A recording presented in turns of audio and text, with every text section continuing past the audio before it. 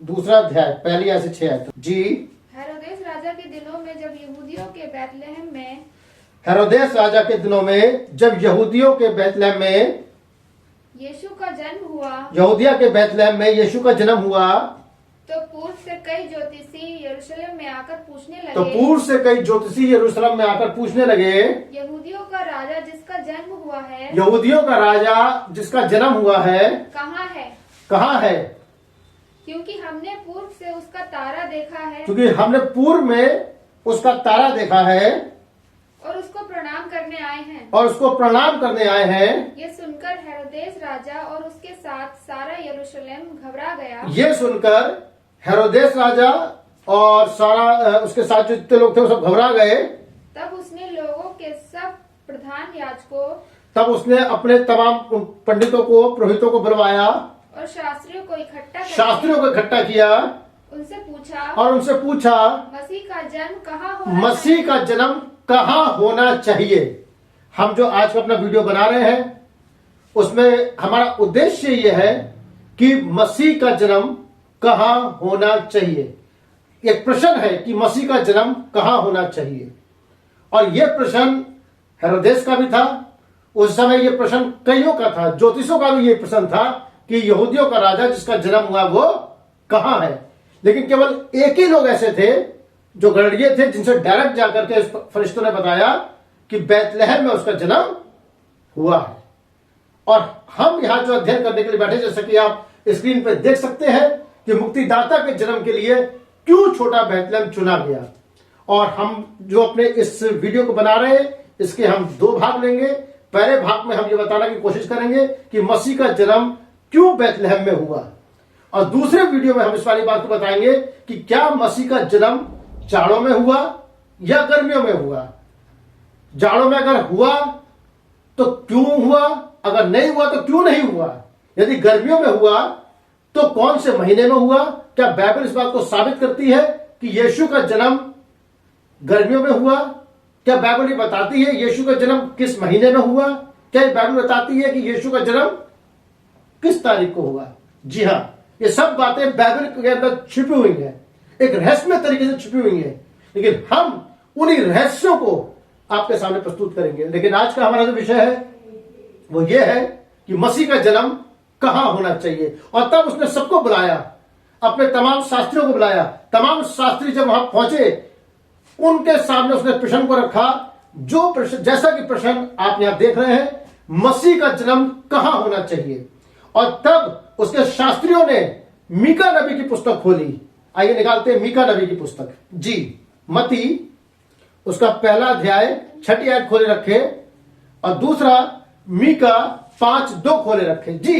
हे बैतलहम, हे बैतलहम एप्राता, हे बैतलहम एप्राता। यदि तू ऐसा छोटा है। इससे पहले कि हम इस आयत को पढ़ें, हम मती 2:6। हे बैतलहम, हे बैतलहम। तू जो यहूदा के प्रदेश अब शास्त्रियों ने क्या काम करा, शास्त्रियों ने उस पुस्तक को उठाया जो पुस्तक आज हमारे हाथ में है। उसने उसी भविष्यता को उठाया जिस भविष्यता को आज हम यहां पढ़ेंगे। उसने मीका नबी की पुस्तक उन्होंने निकाली, और मीका नबी की पुस्तक निकाल के उन्होंने एक आयत को पढ़ा जी। कौन सी आयत थी वहां पे, लेकिन अभी हम जो पढ़ते हैं मती की पुस्तक में, कि मती की पुस्तक में उनके शास्त्री कौन सी आयत पढ़ रहे थे जी। पढ़िए।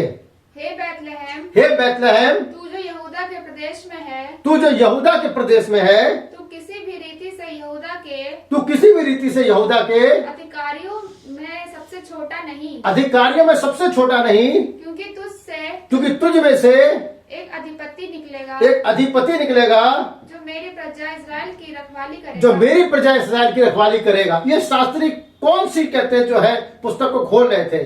इन शास्त्रियों ने मीका नबी की पुस्तक को खोला, और तब इन्होंने कौन सी आयत को निकाला, इन्होंने मीका नबी 5 अध्याय उसकी दूसरी आयत को निकाला जी। पढ़िए मीका 5 उसकी दूसरी आयत। हे बैतलहम एप्राता, हे बैतलहम एप्राता, यदि तू ऐसा छोटा है यदि तू ऐसा छोटा है कि यहूदा के हजारों में कि तू यहूदा के हजारों में गिना नहीं जाता तो भी तुझ में से मेरे लिए एक पुरुष निकलेगा जो इजराइलियों में प्रभुता करने वाला होगा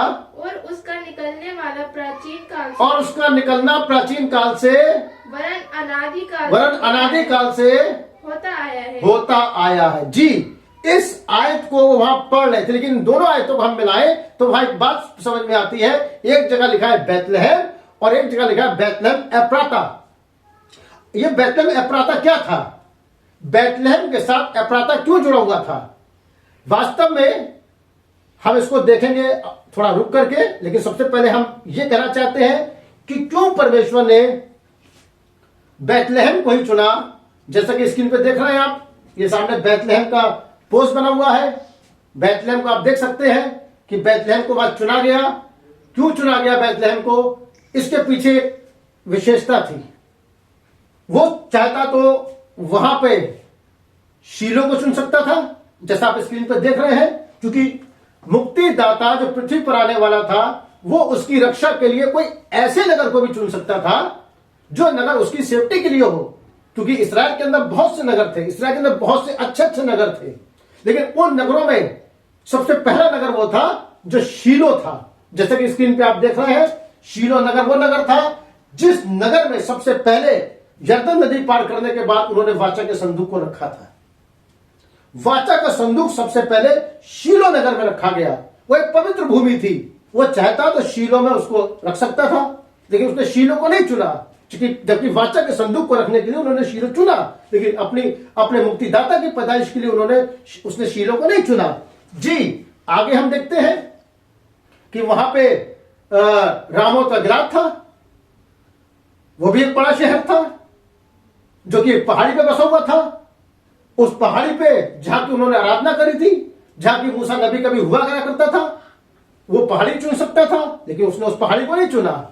जी, उसने वहां पे शीलो को भी नहीं चुना।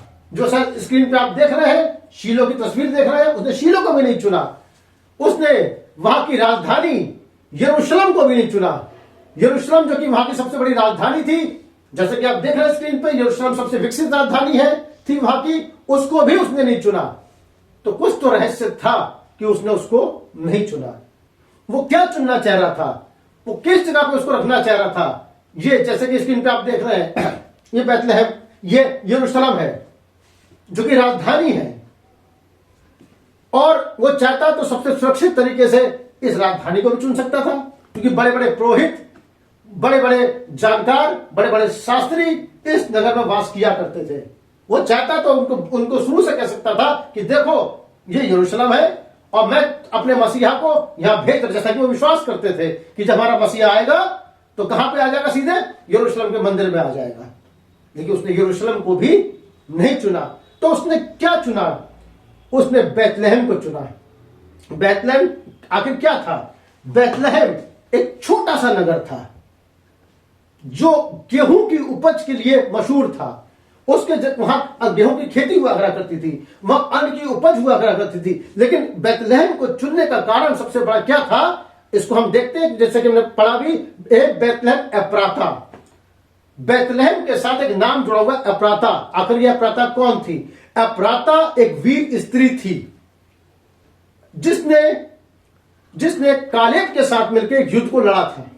यह वीर स्त्री थी, जैसा कि आप स्क्रीन पर देख रहे हैं। उस स्त्री का मैं आपको फोटो दिखाना चाहता हूं। और इसने कालेब के संग मिलकर के युद्ध को लड़ा था। अब बाइबल में दो कालेब हैं। एक कालेब था हेस्रोन का पुत्र कालेब, जिसकी पहली पत्नी का नाम अजूबा था। जब अजूबा मर गई तब उसने एप्राता से विवाह किया। और एप्राता एक वीर स्त्री थी जो युद्धों को लड़ना जानती थी, जो इस्राएल के साथ युद्ध को लड़ती थी, और उसके नाम पर इस नगर का नाम एप्राता पड़ा। और बैतलहम का पूर्व में नाम एप्राता था। इसके नाम पे उस जगह का नाम एप्राता पड़ा। उसके निवासियों को एप्राता कहा गया। जैसा कि आप देख रहे हैं स्क्रीन पर, यह स्त्री है वहां पे जो कि एक युद्ध को लड़ने की ताकत रखती है। जिसने कालेब के साथ एक युद्ध को लड़ा, ये वो स्त्री है, ये वो स्त्री है जो उस युद्ध को लड़ना जानती थी। और तब इसके नाम पे उस जगह का नाम क्या पड़ा? एप्राता पड़ा। लेकिन हम आगे कुछ और भी देखेंगे। वहां एक दूसरा कालेब था, एक और भी कालेब था। बाइबल में 2 कालेब का है। पहला कालेब का की ये पत्नी थी और दूसरे कालेब की ये दादी थी। पहले कालेब की ये पत्नी थी। मैं इन आयतों को स्क्रीन पर दिखा दूंगा कि ये बाइबल में आप आयतें पढ़ सकते हैं, ये कहां थी। पहली जो एप्राता थी पहले कालेब की पत्नी थी और दूसरे कालेब की दादी थी। ये आप बाइबल में पढ़ सकते हैं। बहुत से लोग पढ़ के कंफ्यूज होते हैं जी। लेकिन हम थोड़ा सा और आगे बढ़ते हैं कि जब जासूसी के लिए वहां यहोशू और कालेब गए थे और तब वहां पे एक स्त्री थी जिसका नाम क्या था? राहाब वेश्या। जिसका नाम क्या था? राहाब वेश्या। और तब राहाब वेश्या ने क्या काम करा था कि कहते जो है वो दूतों को अपने यहां शरण दी थी। और जब वो दूत भेज लेने के बाद वापस गए थे तो उस स्त्री ने क्या काम करा था कि एक लाल रंग की डोरी से उनको नीचे उतारा था। एक लाल रंग की डोरी से उनको नीचे उतारा था और कहा था जब तुम इस देश को नाश करने के लिए आओ तो मुझे और मेरे परिवार को छोड़ देना। क्या मेरी बात समझ पा रहे हैं? और तब जब वहां जो राहाब स्त्री थी, जब उसका परिवार वहां बचाया गया तो राहाब वेश्या को वहां के सेनापति से प्रेम हो गया जिसका नाम था सलमोन। जिसका नाम था सलमोन। और तब सलमोन जो थी राहाब वेश्या और सलमोन से मिलकर के जो था वहां पे एक बालक पैदा हुआ जिसका नाम था बोअज। क्या नाम था उसका? बोअज। ये किससे उत्पन्न हुआ? सलमोन से और राहाब वेश्या से। परमेश्वर ने उस राहाब वेश्या की सुधि ली क्योंकि राहाब वेश्या के हृदय के अंदर परमेश्वर की प्यास थी, परमेश्वर का मन उसके अंदर था। और परमेश्वर ने राहाब वेश्या को एक फल दिया और फल के रूप में जब उसने विवाह किया सलमोन से तब उनका एक बेटा उत्पन्न हुआ जिसका नाम क्या पड़ा? बोअज। ये बोअज कौन था? ये बोअज वही था जिसने रूत मोआबिन से विवाह किया था। ये कौन था? क्या आपने बाइबल में पढ़ा इस चीज को? रूत कौन थी? रूत एक अन्य जाति की स्त्री थी। आमीन। वरन रूत कौन थी? मोआबिन थी। बाइबल क्या बताती? रूत कौन थी? मोआबिन थी, एक अन्य जाति टाइप की थी। और नोमी कौन थी? एक इस्राएली थी। और नोमी के जब सब कुछ खत्म हो गया था तब नोमी ही रूत को लेकर के आई थी। और वास्तव में रूत का इतिहास कहां जुड़ा हुआ है? रूत के लिए बाइबल क्या कहती है? रूत मोआबिन। क्या कहती है? रूत मोआबिन। अब रूत मोआबिन को ही क्यों चुना गया? वो किसी और को भी चुन सकता था, वो ओरपा को भी चुन सकता था, लेकिन रूत मोआबिन को ही क्यों चुना गया? रूत मोआबिन को इसलिए चुना गया कि जब इब्राहिम और सारा के पास जब 3 दूत आए तब इब्राहिम ने कहा कि क्या प्रभु तू लूत को नष्ट कर देगा? क्या तू उनको नष्ट कर देगा? अब मोआब कब किससे बन के आता है? जब लूत की पत्नी नमक का खंभा बन जाती है उसके बाद लूत की बेटियों से बालक उत्पन्न होते हैं, उनमें एक मोआब होता है। लेकिन परमेश्वर को अपनी प्रतिज्ञा ध्यान थी। परमेश्वर ने इब्राहिम से वादा किया था मैं बचाऊंगा। और तब उसने रूत मोआबिन को उसी के वंश से निकाल के वो लेकर के आता है। क्या मेरी बात समझ पा रहे हैं? वो रूत मोआबिन का भी ध्यान रखता है।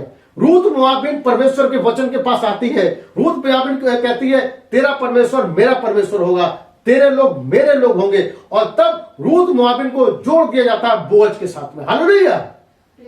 जब रूत मोआबिन को बोअज के साथ जोड़ दिया जाता है तब उनसे एक पुत्र उत्पन्न होता है। क्या मेरी बात समझ पा रहे हैं? उनसे कौन पैदा होता है?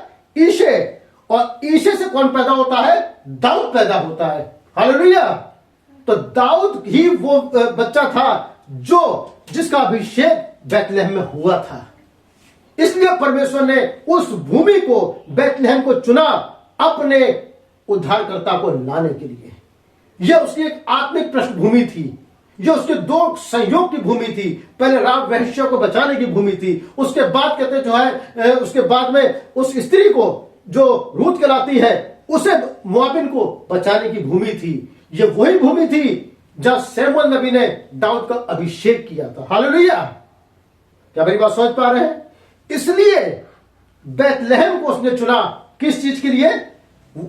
वहां पे मसीहा की पैदाइश के लिए, वहां पे मसीहा की पैदाइश के लिए उसने चुना। वो बैतलहम के अलावा अन्य बड़े नगरों को चुन सकता था, लेकिन उसको बैतलहम पे ही चुनना था। और तब जब शास्त्रियों ने देखा कि क्यों छोटे बैतलहम को चुना गया, हमने कई बार देखा अन्य अन्य प्रचारों में, लेकिन आज हमने इस चीज पे गौर किया कि क्यों बैतलहम को चुना गया। बैतलहम की एक पृष्ठभूमि थी जो जो बाइबल के अंदर छुपी हुई थी, एक रहस्य था जो बाइबल के अंदर छुपा हुआ था। हमने आज इस वीडियो में उस रहस्य को जाना। हमने जाना कि एप्राता कौन थी।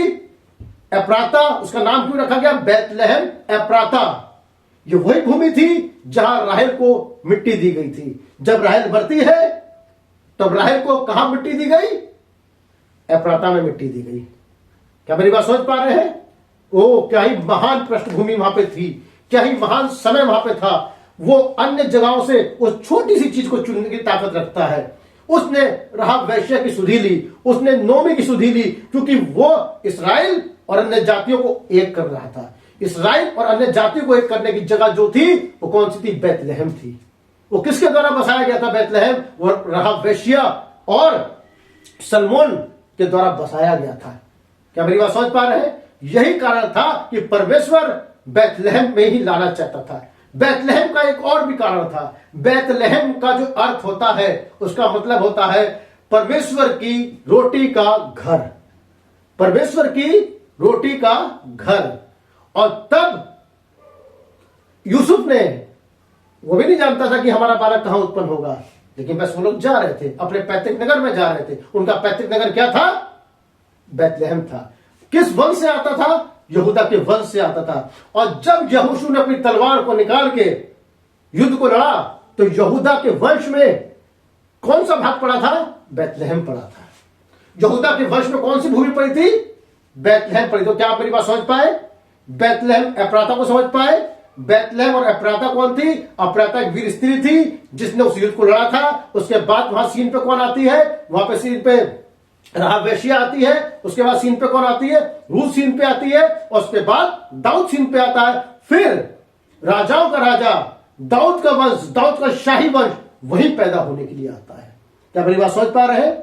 अगले वीडियो में हम देखेंगे कि मसीह का जन्म किस महीने में हुआ, किस तारीख में हुआ, क्या जाड़ों में हुआ या गर्मियों में हुआ, अगर हुआ तो कब हुआ और कितनी तारीख में हुआ। क्या मेरी बात समझ पा रहे हैं? आप सबको प्रेज द लॉर्ड।